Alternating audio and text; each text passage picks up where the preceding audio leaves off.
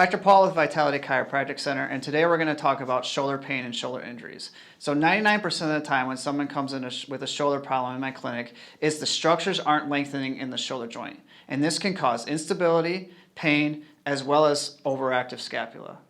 When assessing shoulder injuries, the easiest way to see if everything's lengthening properly is to do shoulder abduction. So having the patient raise their arms up and over their head.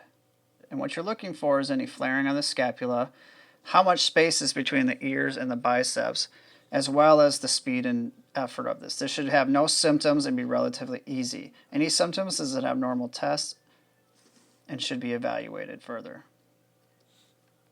After assessing shoulder abduction, you're having the patient hold the shoulders at the top.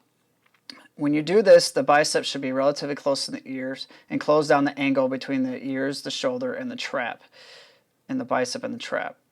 You also should be able to put your hands together.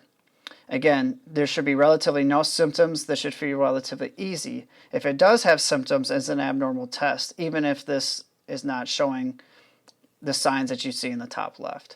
In the top right, this is after assessing the proper structures and doing treatment. His hands are able to touch together, which is good, and his ears are closer to his biceps, closing down that angle.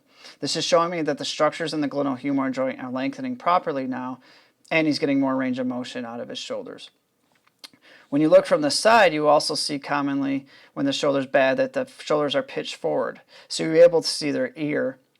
You also, in some cases, be able to see more of the face and even the eye in more severe cases of the shoulder. After treatment in the bottom right, you can see that the shoulders are covering the ear now, which is showing me that they're more relaxed, they're able to get in position and be able to lock in position properly. This is extremely important in athletes, especially athletes that lift over their head, where if you can't lock and stabilize that shoulder joint, further injury and more injury can occur quickly. You will see these sports injuries in athletes that throw high velocities overhead. The most common example is for baseball players. But you will see it in other athletes such as CrossFit and powerlifters. They'll lift over their heavy weights over their head for repetitive reps and for time and speed. You also can see it in people like javelin throwers in track and field. Other things in occupational injuries are people that may work and hold their arms up over their head a long period of time or work with their arms over their head, such as construction workers or painters. So assessing post-treatment, you're looking at the speed of the motion. You can see that it's quicker. Again, his hands are touching, his biceps are closer to the ear, and he's getting more length, and this is ease of motion is just overall better. Dr. Paul with Vitality Chiropractic Center, helping you live pain-free, move better, perform better, and recover faster.